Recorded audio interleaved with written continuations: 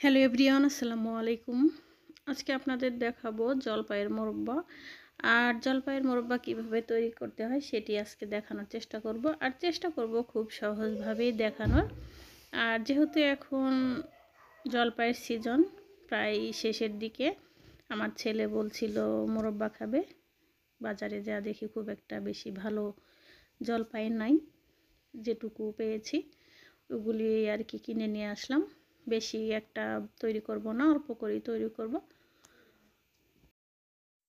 চলুন দেরি না করে আচারটি আমি কীভাবে তৈরি করি সেটি আপনাদের দেখাচ্ছি।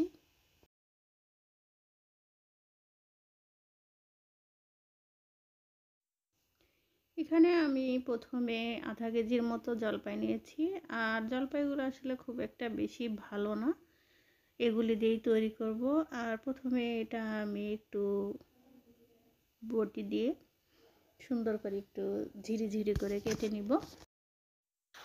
আর এখানে আমার মনে হয় যে কোনো মোরব্বা বানাতে অনেক ঝামেলা, এরকম কাটতে হয় কিংবা কাঁটা চামচ দিয়ে কেচিয়ে নিতে হয়, এটা আমার কাছে অনেক ঝামেলা মনে হয়। এইভাবে আমি সবগুলো কেটে নিচ্ছি।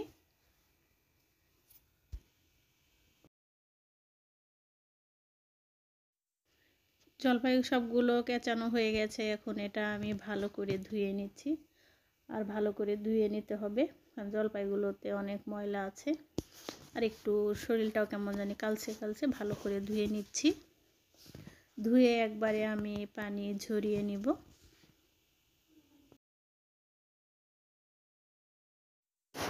পানি ঝরিয়ে নিয়ে এরপরে আমি ছোট্ট একটি কড়াইয়ে দিয়ে দিলাম।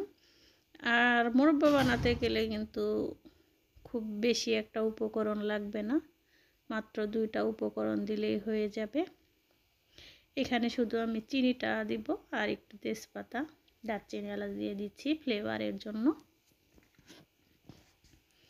আর যেহেতু এটা মোরব্বা শুধু মিষ্টি দিব, এখানে শুধু চিনি দিব। আর চিনির পরিমাণটা পরিমাণ মতোই দিতে হবে।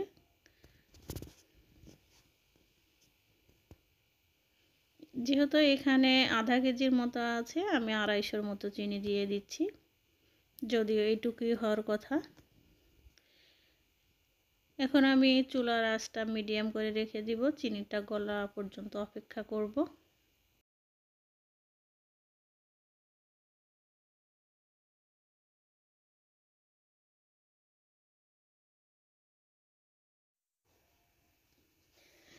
চিনিটা গলে গেছে, গলে এরকম একদম শিরার মতো হয়ে গেছে। এখন আমি এটা চুলার আঁচটা একদম মিডিয়াম করে আমি মোরব্বাগুলো সুন্দর করে ভেজে নিচ্ছি। আর এটা একদম লাল লাল কালার করে ভেজে নিতে হবে।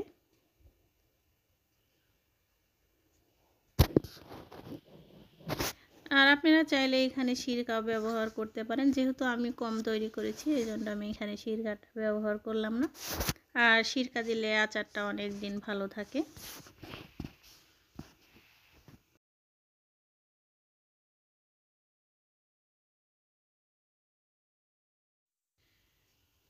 এই পর্যায়ে আমি চুলাটা বন্ধ করে দিব। আর দেখা যায় জলপাইয়ের আচার কিন্তু কিছুক্ষণ রাখলে কালো হয়ে যায়, আর এটা কিন্তু একদম লাল লাল হয়ে যাবে। এটা ঠান্ডা হওয়ার পরে এরপরে আপনাদের পরিবেশন করে দেখাচ্ছি আচারের কালারটা দেখতে কেমন হয়েছে।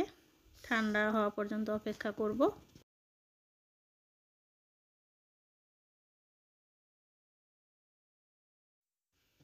এখানে মোরব্বাটা একদম ঠান্ডা হয়ে গেছে, আমার এইটুকু হয়েছে। আমি এখানে একটা হাফ প্লেটে পরিবেশন করেছি। আর এটা দেখতে যেরকম সুন্দর হয়েছে, খেতেও ভীষণ মজা হয়েছিল, আমার ছেলে অনেক পছন্দ করেছে। যদি এটা ঝাল না, শুধু মিষ্টি। আর আপনারা চাইলে এই সিজনে এইভাবে মোরব্বার আচার তৈরি করে রেখে দিতে পারেন। আমরা তো অনেক ধরনের মোরব্বার আচার খেয়েছি। জলপাই দিয়ে কে খেয়েছেন অবশ্যই কমেন্টের মাধ্যমে জানাবেন। আর যদি আজকের রেসিপিটি আপনাদের ভালো লেগে থাকে তাহলে অবশ্যই একটি লাইক দিবেন এবং আমার চ্যানেলের সাথেই থাকবেন। আল্লাহ হাফেজ।